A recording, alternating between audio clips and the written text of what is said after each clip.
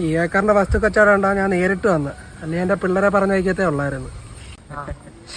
പിള്ളേരുടെ കൃഷി ഉണ്ടെന്ന് ചേട്ടാ, ഈ 5 ഏക്കറും കൊടുക്കാനുള്ളതല്ലേ? 5 ഏക്കറും കൊടുക്കാനാ. ആ 5 ഏക്കർ 1750 മരമുണ്ട്. 105ന്റെ മരമാണോ? 1750 105 മരം അങ്ങനെ 5 ഏക്കർ വരുന്നത്? ഇയാൾ എന്തുവാടേ? അല്ല ചേട്ടാ, ഞങ്ങൾ പറഞ്ഞതേ ഈ റബ്ബറിൽ തന്നെ 105, 414 അങ്ങനെ പല സൈസ് ഉണ്ട്. അതിൽ 105ന്റെ ആണോ അതോ 414ന്റെ ആണോ എന്നാ നമ്മൾ ചോദിച്ചത്.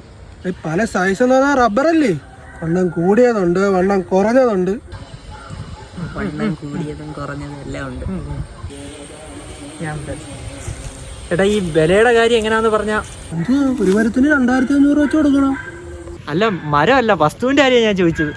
വസ്തുവിനകത്തല്ലേ മരം നിൽക്കുന്ന ചേട്ടാ, അത് മനസ്സിലായി. നമുക്ക് ഈ 5 ഏക്കർ മൊത്തത്തിൽ ഇങ്ങ് എടുക്കാനായിരുന്നു. 5 ഏക്കർ മൊത്തത്തിലേ ഞാൻ കൊടുക്കൂ. 1750 മരം ചില്ലറായിട്ട് കൊടുക്കത്തില്ല, മൊത്തത്തിലേ കൊടുക്കൂ. അപ്പൊ 1 ഏക്കറിന് എന്തോ വില വരും? 1 ഏക്കർ എത്ര മരം ഉണ്ടെന്ന് നമ്മൾ എണ്ണി തിരിക്കണം. അങ്ങനെ മൊത്തം 5 ഏക്കർ 1700 കൂട്ടം മരമുണ്ട്. അങ്ങനെ 1 ഏക്കർ എത്ര നമ്മൾ എണ്ണി തിരിക്കണം. എന്നിട്ടെന്തോ അതനുസരിച്ച് വില കൊടുക്കണം. മരത്തിന്റെ വിലയോ? 2500 വെച്ച് മരത്തിന്റെ വില കൊടുക്കണം. അതല്ല മാഷേ, നമുക്ക് ഈ റബ്ബർ മൊത്തത്തിൽ വസ്തു ഉൾപ്പെടെ ഇനി മേടിക്കാന്. വസ്തുവിനകത്തല്ലേ മരം നിൽക്കുന്ന. ഓ ശരി, 5 ഏക്കറിന് എന്തോ വില വരും പറ. അതല്ലേ പറഞ്ഞ ഒരു മരത്തിന് 2500 വെച്ച് കൊടുക്കണമെന്ന്. ഇതെന്തൊരു നാശം ഇത്, ഇയാൾക്ക് പറയുന്ന മനസ്സിലാവുന്നില്ലടോ. ചേട്ടാ, 5 ഏക്കറിനൂടെ എത്ര കൊടുക്കണമെന്ന്? 1750 മരം, ഒരു മരത്തിന് 2500 വെച്ചാൽ നിങ്ങൾക്ക് കൂട്ടി കുറച്ച് നോക്കാൻ നിനക്ക് അറിയത്തില്ലേ?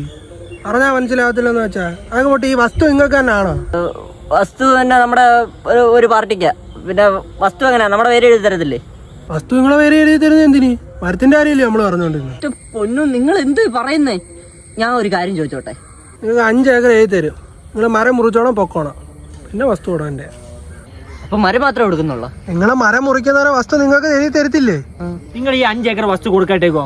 5 ഏക്കർ വസ്തു കൊടുക്കട്ടേക്കോ ആണേ, അവിടെ ഇരിക്കട്ടെ. അതിനകത്ത് നിങ്ങൾ ഈ പറഞ്ഞ പോലെ 1750 മരം നിപ്പുണ്ടല്ലോ? ഉണ്ട്. അപ്പൊ ഈ 5 ഏക്കർ വസ്തുവിന് പ്രമാണം ഉണ്ടല്ലോ? പ്രമാണമില്ലാത്ത വസ്തു ഏതാണോ ഉള്ളത്? ശരി, ഈ 5 ഏക്കറിന്റെ വില ഞാൻ അങ്ങോട്ട് തന്നു കഴിഞ്ഞാൽ നിങ്ങൾ ഈ വസ്തു എന്റെ പേര് എഴുതി തരണ്ടേ? 5 ഏക്കർ നിങ്ങൾക്ക് എഴുതി തരും, മരം മുറിച്ചു കഴിഞ്ഞത് വരെ. അത് കഴിഞ്ഞാൽ വസ്തു കൊടുക്കണ്ടേ?